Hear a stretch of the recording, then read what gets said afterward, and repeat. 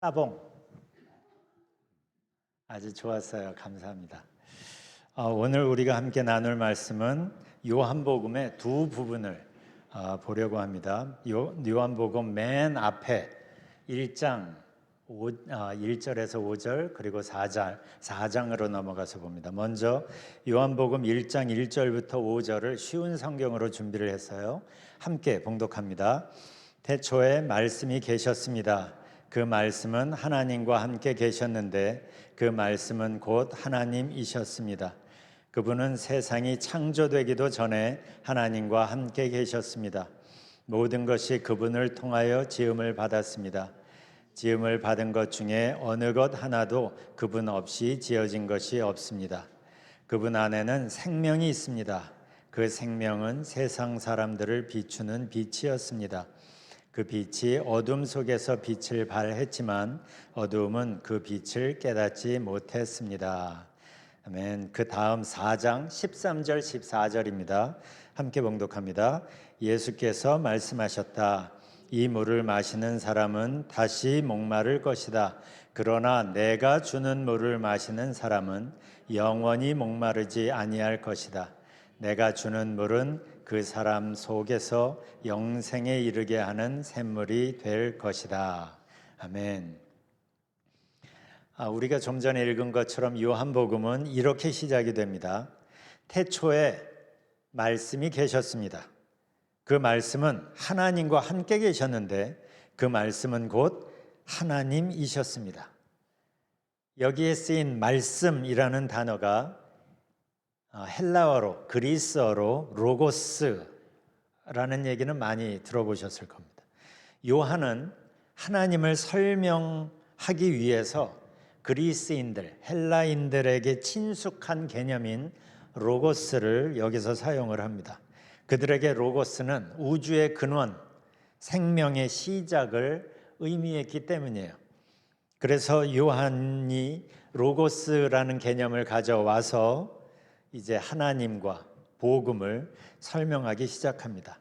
4절 보면 그분 안에 생명이 있습니다. 그 생명은 세상 사람들을 비추는 빛이었습니다. 로고스 안에 생명이 있다?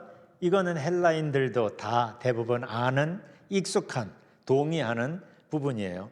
5절 그 빛이 어둠 속에서 빛을 발했지만 어둠은 그 빛을 깨닫지 못했습니다. 이 말을 들었을 때 헬라인의 입장에서는 이게 무슨 뜻이지? 의아했을 겁니다. 그러다가 그들을 깜짝 놀라게 한 것은 9절이었어요. 참빛이 있었습니다. 그 빛은 세상에 와서 모든 사람을 비췄습니다. 여기에서 그들은 갸우뚱했을 거예요. 참빛이 왜 세상에 왔지? 왜냐하면 헬라인들의 생각으로는 신들은 신들만의 리그가 있어요. 자기네들끼리. 그들은 우리 인간의 삶에 관여하지 않는다고 생각했습니다. 그런데 참빛이 세상에 와서 모든 사람을 비췄다니까 갸우뚱할 수밖에 없는 거예요. 여기서 성경이 알려주는 하나님과 헬라인들이 생각하는 신들이 구별되기 시작합니다. 우리 하나님은 우리를 사랑하시고 그래서 친히 생명의 빛으로 우리에게 찾아오셨기 때문이에요. 어둠뿐인 이 세상 속에 굳이 찾아오신 분이 우리 하나님이십니다. 애정이 없으면 망가진 것을 쉽게 버립니다. 그런데 애정이 있으면 어떻게든 고쳐서 쓰려고 합니다. 버리기가 아까우니까, 제대로 작동하지 않는다고 해도 애정이 있으니까. 이게 하나님이 우리에게 오신 이유죠. 하나님이 세상을 이처럼 사랑하사 독생자를 주셨으니.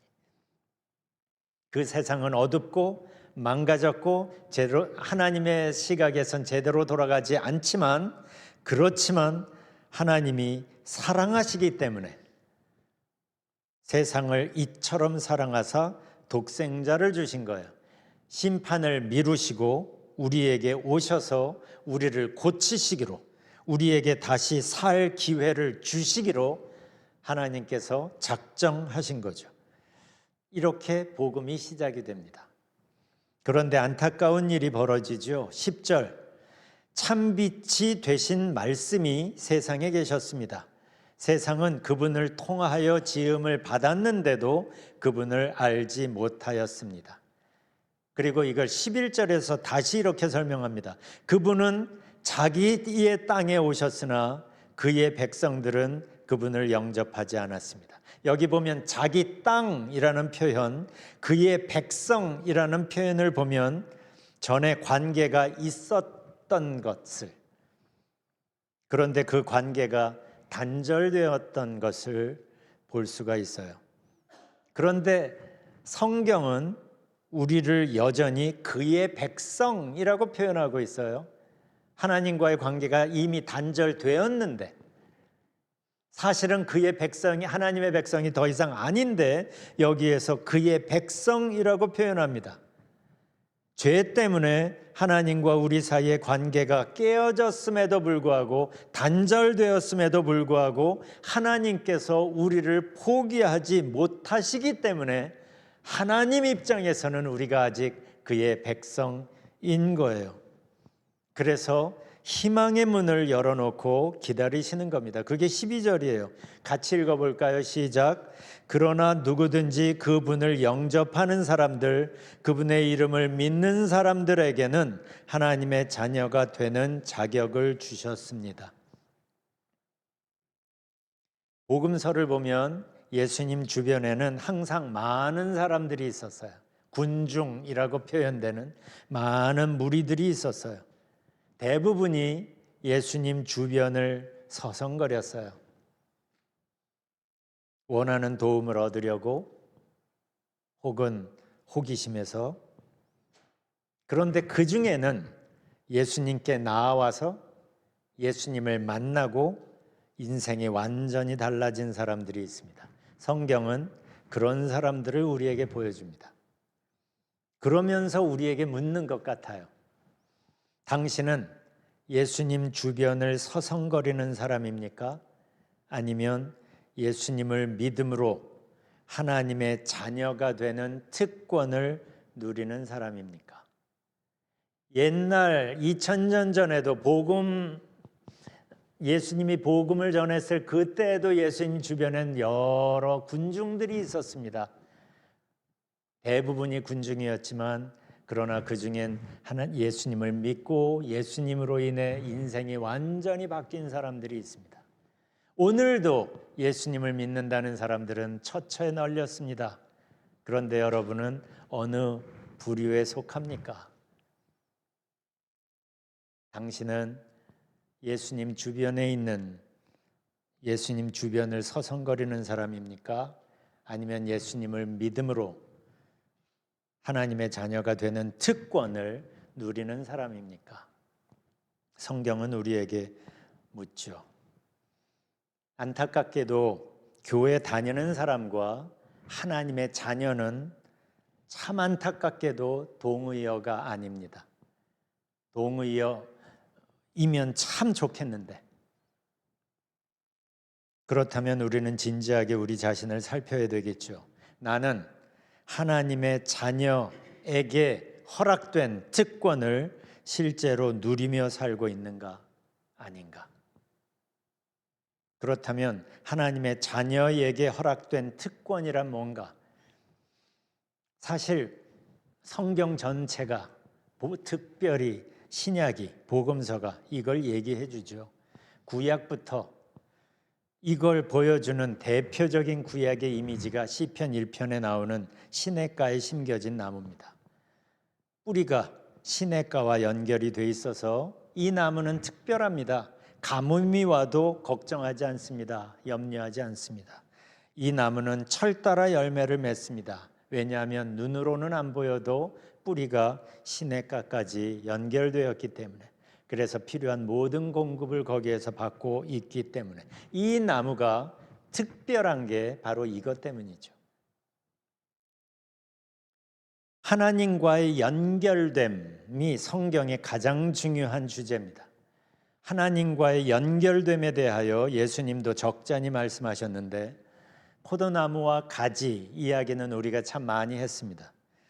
그래서 오늘은 요한복음 4장 14절 말씀을 함께 나눠보려고 합니다. 예수님께서 이렇게 말씀하십니다. 아까도 읽었지만 우리 같이 다시 읽어볼까요? 시작. 내가 주는 물을 마시는 사람은 영원히 목마르지 아니할 것이다. 내가 주는 물은 그 사람 속에서 영생에 이르게 하는 샘물이 될 것이다.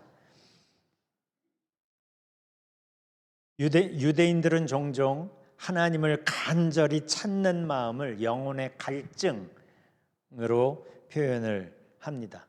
그래서 시편 42편 1절 보면 하나님이여 사슴이 시냇물을 찾기에 갈급함 같이 내 영혼이 주를 찾기에 갈급하니이다 그럽니다. 이 갈증은 돈이나 명예로 채워질 수 있는 게 아닌 거예요. 이 갈증은 하나님만 해결하실 수 있습니다. 그래서 이걸 좀 어려운 말로 종교성이라고 하죠. 사람들은 누구나 어디에 사나 나름대로의 종교성을 가지고 있다. 하나님께서 당신만 채우실 수 있는 그 영역을 만드셨다라고 보통 얘기합니다. 하나님을 만나야 해결될 수 있는 갈증인 거예요. 하나님도 우리의 이런 영적 갈증을 당연히 아시겠죠? 그래서 이사야 55장에서 우리를 이렇게 부르십니다. 너희 모든 목마른 자들아 물로 나아오라. 돈 없는 자도 오라. 돈 있고 없고 상관없이, 자격 있고 없고 상관없이 너희 모든 목마른 자들아 물로 나아오라 합니다. 왜 이렇게 부르시는 거죠? 우리의 이 갈증을 해결시켜 주고 싶으시니까. 그래서 요한복음 4장 14절에서 예수님도 말씀하시는 거예요. 내가 주는 물을 마시는 사람은 영원히 목마르지 아니할 것이다. 영혼의 갈증을 해결시켜 주시겠다는 거예요. 진정한 만족을 주시겠다는 거예요. 하나님 안에서 다윗도 이 만족의 경험을 한 것 같아요. 그래서 시편 23편이 이렇게 시작이 되죠. 여호와는 나의 목자시니 내게 부족함이 없으리로다. 그러니까 구약이든 신약이든 간에 하나님을 만난 사람들은 하나님 안에서 깊은 만족을 경험한 거예요. 그러니까 이런 고백도 나오는 거죠. 주 날개 및 내가 편안히 쉬네 밤 깊고 비바람 불어쳐도. 상황이 어떻든지 간에 밤이 깊고 비바람이 불어치는 상황일지라도 주 날개 및 내가 편안히 쉬네. 그러니까 하나님의 자녀는 하나님과의 연결됨으로 하나님께서 주시는 공급으로 이 깊은 만족을 경험하며 사는 사람들입니다. 그런데 여기서 우리가 또 하나 주목할 것이 하나님 안에서 누리는 이 깊은 만족의 지속성입니다. 지속성.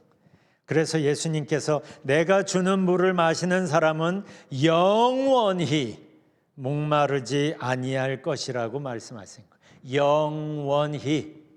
영원히. 어떻게 이게 가능합니까? 그 이유가 바로 성령 하나님께 있는 거예요. 성령 하나님, 우리와 늘 함께 하시면서 우리를 인도하시고 도우시고 우리의 필요를 공급하시기 때문이에요. 그래서 요한복음 14장에서 예수님이 맨 처음 성령님을 소개하실 때 영원토록 너희와 함께 계실 거라고 강조하십니다. 영원토록 너희와 함께 하실 보혜사. 이분이 성령님이신 거예요. 그러니까 하나님의 자녀라는 우리의 신분이 영원히 지속되는 것처럼 성령께서 영원히 우리와 함께 하시기 때문에 결과적으로 우리를 만족시키시는 하나님의 공급 또한 영원히 지속된다고 지금 말씀하시는 거예요. 이게 바로 우리가 예수님을 믿음으로 얻은 하나님의 자녀라는 패키지 안에 포함되어 있는 특권입니다. 여러분들께서 익스트라로 더 경건하고 더 열심히 부르짖어야 받을 수 있는 은혜가 아니라 우리가 예수님을 믿음으로 하나님의 자녀 되는 특권을 받았으면 그 특권, 하나님의 자녀라는 패키지 안에 기본적으로 깔려있는 은혜가 바로 이 하나님의 은혜이고 영원히 지속되는 하나님의 은혜인 거예요. 요한복음 4장 14절 그 뒷부분을 보겠습니다. 내가 주는 물은 그 사람 속에서 영생에 이르게 하는 샘물이 될 것이다. 여기서 예수님은 당신이 주시는 샘물의 목적을 분명히 하십니다. 그것은 영생에 이르게 하는 샘물, 영생에 이르게 하는 샘물이 될 것이다. 바로 이게 예수님께서 이 땅에 오신 목적이고 십자가까지도 마다하지 않으시는 이유지요. 왜요? 영생을 주시려고, 우리를 영생에 이르게 하시려고. 요한복음 3장 16절이 유명한 것도 바로 이 부분을 명확하게 보여주기 때문이에요. 하나님이 세상을 이처럼 사랑하사 독생자를 주셨으니 이는 그를 믿는 자마다, 믿는 자 중에 특별히 거룩한 사람 몇 사람은이 아니라 그를 믿는 자마다 멸망하지 않고 영생을 얻게 하려 하심이라. 이게 우리를 향한, 저를 포함하여 한 사람 한 사람에게 향한 하나님의 마음이신 거예요. 십자가라는 그 어마어마한 대가를 치러서라도 우리에게 영생을 주시고 싶으신 거예요. 왜요? 우리와 영원을 함께 보내시고 싶으시기 때문에.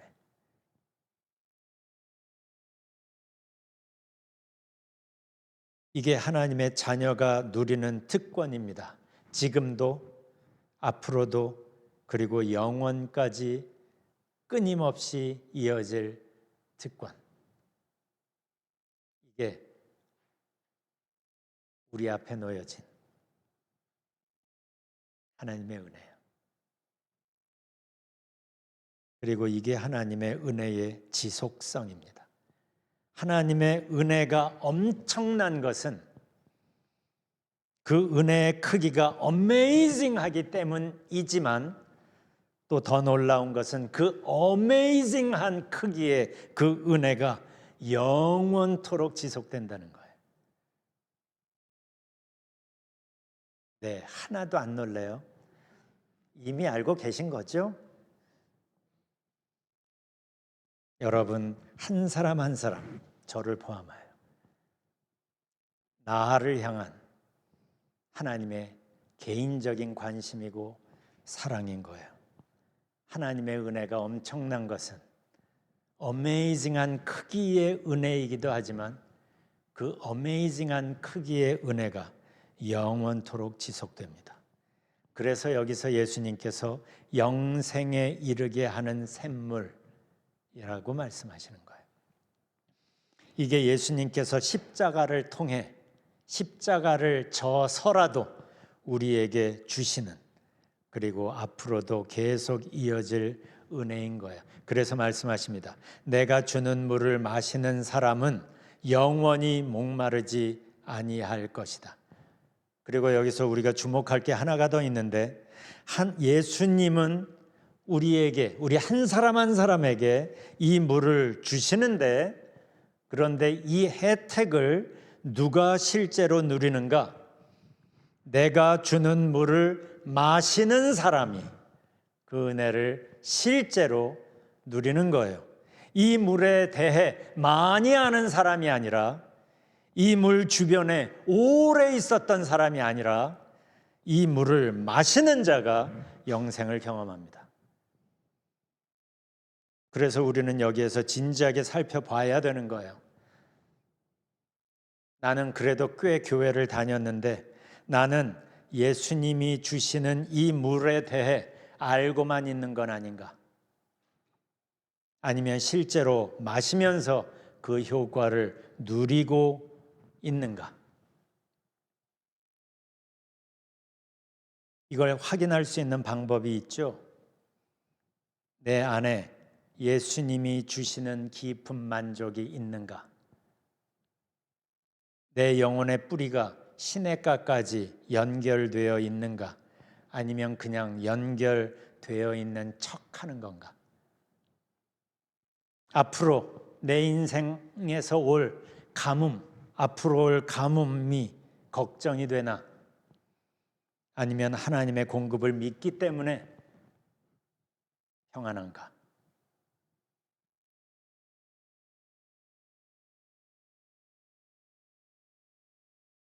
감사한 것은 예수님의 초대가 아직 우리에게 열려 있다는 거예요. 내 안에 거하라. 나도 너희 안에 거하리라. 내 안에 거하라. 예수님은 여전히 우리를 부르고 계십니다. 예수님은 아직도 우리를 기다리고 계십니다. 예수님 안에 거하는 길이 바로 말씀을 묵상하고 기도하는 거예요. 말씀을 묵상하면서 기도하면서 그 말씀 안에서 우리는 하나님의 임재를 경험하게 되고 예수님 안에서 거하게 되는 거예요. 단순히 성경 읽는 시간이 아니라 성경을 읽으며 이 말씀을 하시는 그분 앞에 내가 지금 있는 거예요. 그래서 성경 묵상하는 시간이 귀한 거고 기도하는 시간이 귀한 겁니다. 예수님은 여전히 우리를 초대하십니다. 내 안에 거하라. 아직 우리는 은혜의 시대에 살고 있습니다. 이 은혜의 시대가 끝나기 전에 온 마음으로 주님 앞에 나아갔으면 좋겠어요. 이 아침에 예수님께서 하시는 말씀을 들어보십시오. 내가 주는 물을 마시는 사람은 영원히 목마르지 아니할 것이다. 내가 주는 물은 그 사람 속에서 영생에 이르게 하는 샘물이 될 것이다. 이제 하나님의 임재 앞에서 이 말씀을 곰곰이 생각하며 좀 시간을 가져보겠습니다.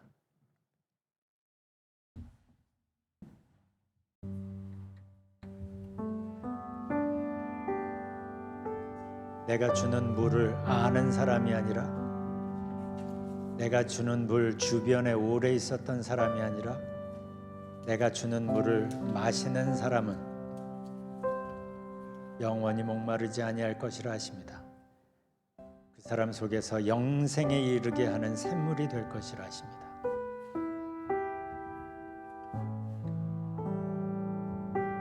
이 말씀이 그냥 성경에 있는 한 구절입니까? 아니면 예수님께서 나에게 오늘 이 아침에 주시는 개인적인 나를 향한 예수님의 메시지입니까?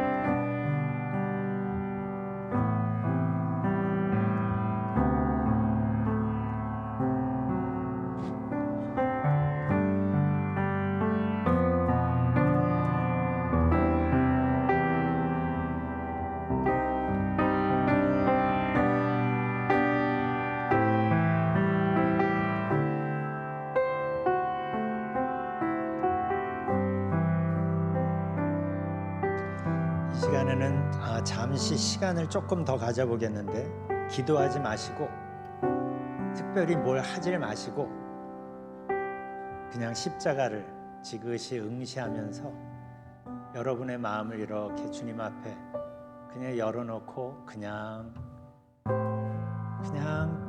있어 보세요. 그냥 아무것도 뭘 열심히 하려고 하지 말고 하나님의 사랑 앞에 우리에게 주어지는 하나님의 은혜 앞에 내가 여기 있어요. 그래 보세요.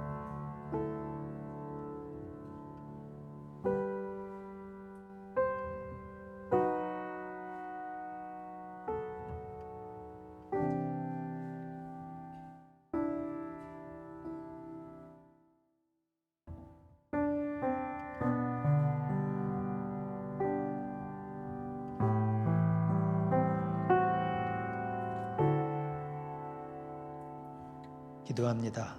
사랑의 주님, 주님이 주시는 물에 대해 연구만 할 게 아니라 믿음으로 받아 마심으로 영적인 해갈과 진정한 만족을 실제로 맛보고 누리며 살기를 원합니다. 내 안에 거하라는 초대에 온 마음으로 반응하며 주님과 동행하는 기쁨을 맛보며 살기를 원합니다. 그래서 이 땅에서부터 오늘부터 영생을 누리며 주님과 동행하게 해주세요. 그리고 그 생명과 그 기쁨을 이웃들과 나누며 살 수 있게 도와주세요. 예수님 이름으로 기도합니다. 아멘.